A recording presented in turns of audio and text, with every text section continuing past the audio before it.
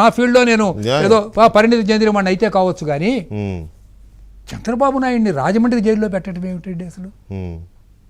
ఏమన్నా అర్థం ఉందా ఈ మాటకి? ఎందుకు పెట్టి నాకు ఎంత ఆలోచించినా అసలు నాకు అర్థం కావట్లేదు. 14 ఏళ్ళు చీఫ్ మినిస్టర్గా చేసిన వాడు, 40 ఏళ్లుగా పాలిటిక్స్లో ఉన్నటువంటి వాడు, ఆంధ్రదేశాన్ని వడ్డించిన విస్తరలాగా సిద్ధాంతంగా మార్చిన వాడు, ఒక కులం మీద కక్ష సాధించాలంటే ఆ చీఫ్ మినిస్టర్ని తీసి జైల్లో పడేస్తారండి?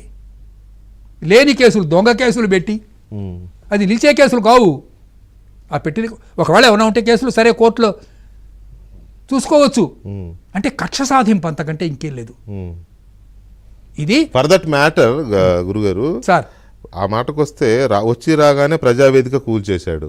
పట్టెడు అన్నం పెట్టి అన్న క్యాంటీన్లని లేపేయడం అంటే ఇక అది ఏ రకమైన శాడిజమో ఏ స్థాయికి వెళ్ళిందో ఇటువంటివే కదా. అన్ని 5 ఏళ్ళు చూసినవి ఇవే మనం.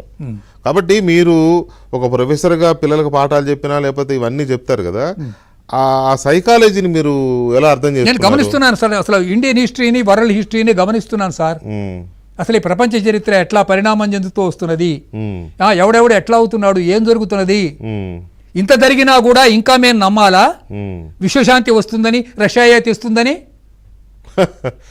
వాళ్ళకే లేదు. ఏం చేశాడండి పాపం ఉక్రెయిన్లో? అవును అవును, ఉక్రెయిన్లో అతని పేరేంటి?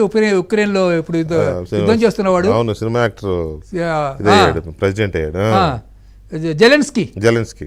ఆ జెలెన్స్కీ ఏమన్నాడు? మేము యుక్రెయిన్ని స్వతంత్రంగా పరిపాలించుకుంటాం అన్నాడు. పరిపాలించుకోవడానికి వీలు లేదన్నాడు. వాడి మీదకి బాంబులు వేశారు, ధ్వంసం అయిపోయింది. ఉక్రెయిన్ లేదు ఇప్పుడు, సర్వనాశనం, శ్మశానం. వెంకటకృష్ణ గారు, మనకు పైకి ఉన్నట్లు కనపడుతున్నదే కానీ ఆంధ్రప్రదేశ్ని బరియల్ గ్రౌండ్గా మార్చారండి.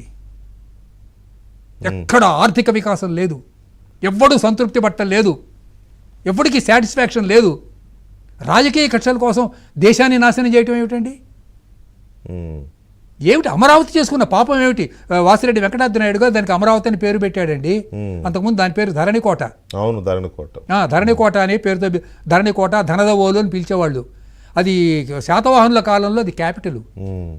గౌతమిపుత్ర శాతకర్ణి వీళ్ళందరూ ఉండేవాళ్ళు చూడండి. 300 ఏళ్ళు